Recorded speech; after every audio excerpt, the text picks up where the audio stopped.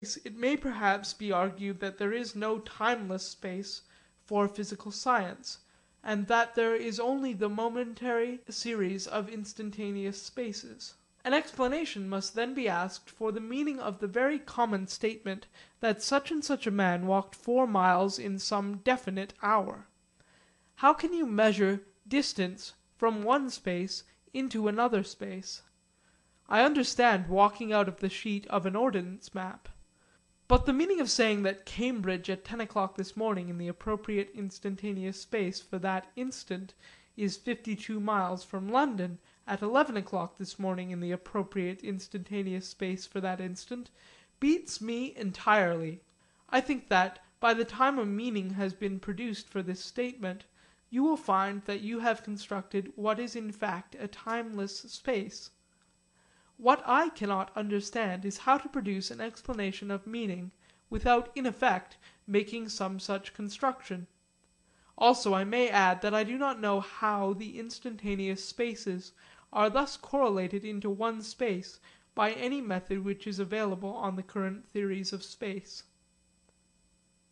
You will have noticed that by the aid of the assumption of alternative time systems we are arriving at an explanation of the character of space.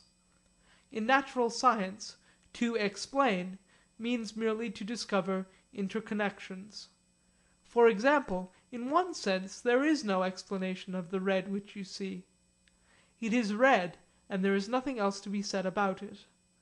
Either it is posited before you in sense awareness, or you are ignorant of the entity red. But science has explained red. Namely, it has discovered interconnections between red as a factor in nature and other factors in nature. For example, waves of light, which are waves of electromagnetic disturbances.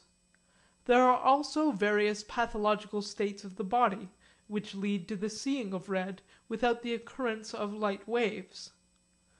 Thus connections have been discovered between red as posited in sense awareness and various other factors in nature. The discovery of these connections constitutes the scientific explanation of our vision of colour. In like manner, the dependence of the character of space on the character of time constitutes an explanation in the sense in which science seeks to explain. The systematising intellect abhors bare facts.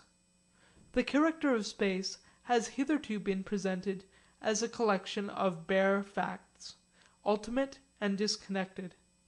The theory which I am expounding sweeps away this disconnection of the facts of space. End of chapter 4.